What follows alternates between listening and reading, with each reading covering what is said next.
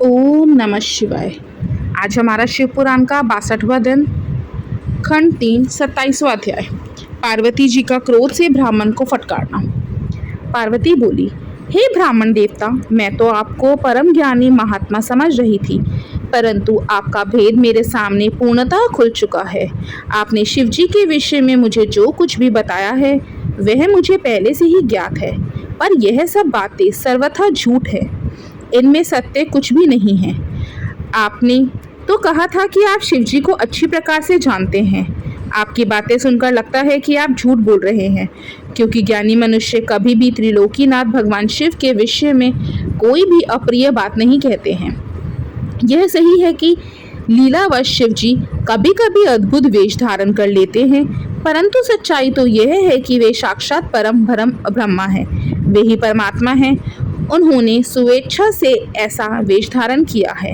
हे ब्राह्मण, आप कौन हैं जो ब्राह्मण का रूप धरकर मुझे छलने के लिए यहाँ आए हैं? आप ऐसी अनुचित व असंगत बातें करके तर्क वितर्क करके क्या साबित करना चाहते हैं? मैं भगवान शिव के स्वरूप को भली भांति जानती हूँ। वास्तव में शिव जी निर्गुण ब्रह्मा हैं, समस्त गुण ही जिनका स्वरूप हो, भला उनकी जाति कैसे हो सकती है? शिव जी तो सभी विद्याओं का आधार हैं, भला फिर उनको विद्या से क्या काम हो सकता है? पूर्व काल में भगवान शिव ने ही श्री हरि विष्णु को संपूर्ण वेद प्रदान किए थे, जो चराचर जगत के पिता हैं। उनके भक्तजन मृत्यु को भी जीत लेते हैं, जिनके द्वारा इस प्रकृति की उत्पत्ति हुई है। जो सभी तत्वों के आरंभ के विषय में जानते हैं, उनकी आयु का माप कैसे किया जा सकता है? भक्तवत्सल शिव जी सदा ही अपने भक्तों के वश में ही रहते हैं। वे अपने भक्तों को प्रसन्न होने पर प्रभु शक्ति, उत्साह शक्ति और मंत्र शक्ति नामक अक्षय शक्तियां प्रदान करते हैं। उनके परम चरणों का ध्यान करके ही मृत्यु को जीता जा सकता है। इसलिए शिव जी को मृत्युंजय नाम से जाना जाता है। भगवान शिव की कृपा प्राप्त करके ही विष्णु जी को विष्णुत्व, ब्रह्मा जी को ब्रह्मत्व और अन्य देवताओं को देवत्व की प्राप्ति हुई है। भगवान शिव महाप्रभु हैं। ऐसे कल्याण में भगवान शिव की आराधना करने से ऐसा कौन सा मनोरथ है जो सिद्ध नहीं हो सकता? उनकी सेवा ना करने से मनुष्य 7 जन्मों तक दरिद्र होता है। वहीं दूसरी ओर उनका भक्ति पूर्वक पूजन करने से सदैव के लिए लक्ष्मी की प्राप्ति होती है। भगवान शिव के समक्ष 8 सिद्धियां सिर झुकाकर इसलिए नृत्य करती हैं कि भगवान उनसे सदा संतुष्ट रहें। भला ऐसे भगवान शिव के लिए कोई भी वस्तु कैसे दुर्लभ हो सकती है? भगवान शिव का स्मरण करने से ही सबका मंगल होता है। इनकी पूजा के प्रभाव से ही उपासक की सभी कामनाएं सिद्ध हो जाती हैं। ऐसे निर्विकारी भगवान शिव से भला विकार कहाँ से और कैसे आ सकता है? जिस मनुष्य के मुख में सदैव शिव का मंगलकारी नाम रहता है, उसके दर्शन मात्र से ही सब पवित्र हो जाते हैं। आपने कहा था कि वे अपने शरीर पर चिता की भस्म लगाते हैं। यह पूर्णतः सत्य है, परंतु उनके शरीर पर लगी हुई यह भस्म जब जमीन पर गिरकर झड़ती है, तो क्यों सभी देवता उस भस्म को अपने मस्तक पर लगाकर अपने को धन्य समझते हैं? अर्थात उनके स्पर्श मात्र से ही अपवित्र वस्तु भी पवित्र हो जाती है। भगवान शिव ही इस जगत के पालनकर्ता, सृष्टिकर्ता और संहारक है। भला उन्हें कैसे साधारण बुद्धि द्वारा जाना जा सकता है? उनके निर्गुण रूप को आप जैसे लोग कैसे जान सकते हैं? दुराचारी और पापी मनुष्य भगवान शिव के स्वरूप को नहीं समझ सकते। जो मनुष्य अपने अहंकार और अज्ञानता के कारण शिव तत्व की निंदा करते हैं, उसके जन्म का सारा पुण्य भस्म हो जाता है। हे ब्राह्मण, आपको ज्ञानी महात्मा जानकर मैंने आपकी पूजा की है, परंतु आपने शिव जी की निंदा करके अपने साथ साथ मुझे भी पाप का भागी बना दिया है। आप घोर शिवद्रोही हैं। शास्त्रों में बताया गया है कि शिवद्रोही का दर्शन हो जाने पर शुद्धिकरण हेतु स्नान करना चाहिए तथा प्रायश्चित करना चाहिए। यह कहकर देवी पार्वती का क्रोध और बढ़ गया और वे बोली, अरे दुष्ट, तुम तो कह रहे थे कि तुम शंकर को जानते हो, परंतु सच तो यह है कि तुम उन सनातन शिव जी को नहीं जानते हो। भगवान शिव परम ज्ञानी, सप्तपुरुषों के प्रियतम वे सदैव निर्विकार रहने वाले हैं। वे मेरे अभीष्ट देव हैं। ब्रह्मा और विष्णु भी सदा महादेव जी को नमन करते हैं। सारे देवताओं द्वारा शिव जी को आराध्य माना जाता है। काल भी सदा उनके अधीन रहता है। वे भक्त वत्सल शिव शंकर ही सर्वेश्वर हैं और हम सबके परमेश्वर हैं। वे दीन दुखियों पर अपनी कृपा दृष्टि बनाए रखते हैं। उन्हीं महादेव जी को पति के रूप में प्राप्त करने हेतु ही मैं शुद्ध हृदय से इस वन में घोर तपस्या कर रही हूँ कि वे मुझे अपनी कृपा दृष्टि से कृतार्थ कर मेरे मन की इच्छा पूरी करें। ऐसा कहकर देवी पार्वती चुप हो गई और निर्विकार होकर पुनः शांत मन से शिव जी का ध्यान करने लगी। उनकी बातों को सुन ब्राह्मण देवता ने जैसे ही कुछ कहना चाहा, पार्वती ने मुंह फेर लिया और अपनी सखी विजया से बोली, सखी, इस अधम ब्राह्मण को रोको। यह बहुत देर से मेरे आराध्य प्रभु शिव की निंदा कर रहा है। अब पुनः उनके ही विषय में कुछ बुरा भला कहना चाहता है।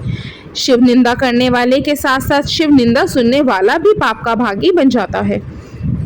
अतः भगवान शिव के उपासकों को शिव निंदा करने वाले का वध कर देना चाहिए। यदि शिव निंदा करने वाला कोई ब्राह्मण हो तो उसका त्याग कर देना चाहिए तथा उस स्थान से दूर चले जाना चाहिए। यह दुष्ब्राह्मण है, अतः हम इसका वध नहीं कर सकते, इसलिए हमें इसका तुरंत त्याग कर देना चाहिए। हमें इसका मुंह भी नहीं देखना चाहिए। हम सब आज इसी समय इस स्थान को छोड़कर किसी दूसरे स्थान पर चले जाते हैं ताकि इस अज्ञानी ब्राह्मण से पुनः हमारी भेंट ना हो। इस प्रकार कहकर देवी पार्वती ने जैसे ही कहीं और चले जाने के उद्देश्य में से अपना पैर आगे बढ़ाया, वैसे ही भगवान शिव अपने साक्षात रूप में उनके सामने प्रकट हो गए। देवी पार्वती ने अपने ध्यान के दौरान शिव के जैसे स्वरूप का स्मरण किया था, शिव जी ने उन्हें उसी रूप में साक्षात दर्शन करा दिए।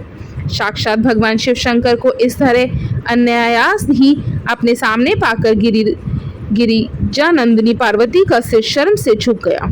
तब भगवान शिव देवी पार्वती से बोले, हे प्रिय, आप मुझे यहाँ अकेला छोड़कर कहाँ जा रही हैं? देवी, मैं आपकी इस कठोर तपस्या से अत्यंत प्रसन्न हुआ हूँ। मैंने सभी देवताओं एवं ऋषि मुनियों से आपकी तपस्या और दृढ़ निश्चय की प्रशंसा सुनी है, इसलिए आपकी परीक्षा लेने की ठान कर मैं आपके सामने चला आया हूँ। अब आप मुझसे कुछ भी मांग सकती हैं, क्योंकि मैं जान चुका हूँ आप अप्रतिम सौंदर्य की प्रतिमा होने के साथ साथ ज्ञान, बुद्धि और विवेक का अनूठा संगम है। आज आपने अपने उत्तम भक्ति भाव से मुझे अपना खरीदा हुआ दास बना दिया है। सुस्थिर चित्त वाली देवी गिरिजा, मैं जान गया हूँ कि आप ही मेरी सनातन पत्नी हैं। मैंने अनेकों प्रकार से बार बार आपकी परीक्षा ली है। हे देवी, मेरे इस अपराध को आप क्षमा कर दें। हे शिवे, इन तीनों लोकों में आपके समान अनुरागिनी कोई ना है, ना थी और ना ही कभी हो सकती है। मैं आपके अधीन हूँ। देवी, आपने मुझे पति बनाने का उद्देश्य मन में लेकर ही यह कठिन तपस्या की है, अतः आपकी इस इच्छा को पूरा करना मेरा धर्म है। देवी, मैं शीघ्र ही आपका पानी ग्रहण कर आपको अपने साथ कैलाश पर्वत पर ले जाऊंगा। देवाधिदेव महादेव जी के इन वचनों को सुनकर गिरिजा नंदिनी पार्वती के आनंद की कोई सीमा नहीं रही। वे अत्यंत प्रसन्न हुई। हर्षातिरेक से उनका तपस्या करते हुए सारा कष्ट पल में ही दूर हो गया। उनकी सारी थकावट तुरंत ही दूर हो गई। पार्वती अपनी तपस्या की सफलता और त्रिलोकीनाथ भक्त वत्सल महादेव जी के साक्षात दर्शन पाकर कृतार्थ हो गई और उनके सभी दुख कलेश पल भर में ही दूर हो गए। ओम नमः शिवाय। 28वां अध्याय, शिव पार्वती संवाद।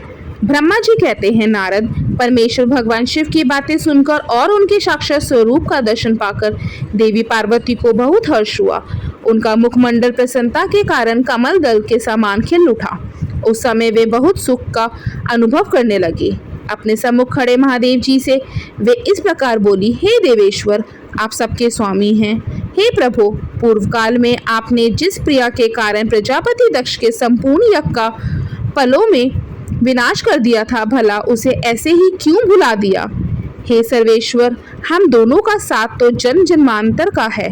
प्रभु, इस समय मैं समस्त देवताओं की प्रार्थना से प्रसन्न होकर उनको तारकासुर के दुखों से मुक्ति दिलाने के लिए पर्वतों के राजा हिमालय की पत्नी देवी मैना के गर्भ से उत्पन्न हुई हूँ। आपको ज्ञात ही है कि आपको पुनः पति रूप में प्राप्त करने हेतु ही मैंने यह कठोर तपस्या की है। इसलिए देवेश, आप मुझसे विवाह कर मुझे मेरी इच्छा अनुसार अपनी पत्नी बना ले। भगवान, आप तो अनेक लीलाएं रचते हैं। अब आप मेरे पिता शैलराज हिमालय और मेरी माता मैना के समक्ष चलकर उनसे मेरा हाथ मांग लीजिए। भगवान, जब आप इन सब बातों से मेरे पिता को अवगत कराएंगे तब वे निश्चय ही मेरा हाथ प्रसन्नता पूर्वक आपको सौंप देंगे। पूर्व जन्म में जब मैं प्रजापति दक्ष की पुत्री सती थी, उस समय मेरा और आपका विवाह हुआ था। तब मेरे पिता दक्ष ने ग्रहों की पूजा नहीं की थी। उस विवाह में ग्रह पूजन से संबंधित बहुत बड़ी त्रुटि रह गई थी। मैं यह चाहती हूँ कि इस बार शास्त्रों विधि से हमारा विवाह संपन्न हो। हमें विवाह से संबंधित सभी रीति रिवाजों और रस्मों का भली भांति पालन करना चाहिए ताकि इस बार हमारा विवाह सफल हो सके। देवेश्वर, आप मेरे पिता हिमालय को इस संबंध में बताएं ताकि उन्हें अपनी पुत्री की तपस्या के विषय में ज्ञात हो सके। देवी पार्वती के प्रेम और निष्ठा भरे इन शब्दों को सुनकर भगवान शिव बहुत प्रसन्न हुए और हंसते हुए बोले, हे देवी महेश्वरी, इस संसार में हमारे आसपास जो कुछ भी दिखाई देता है वह सब ही नाशवान अर्थात नश्वर है। मैं निर्गुण परमात्मा हूँ।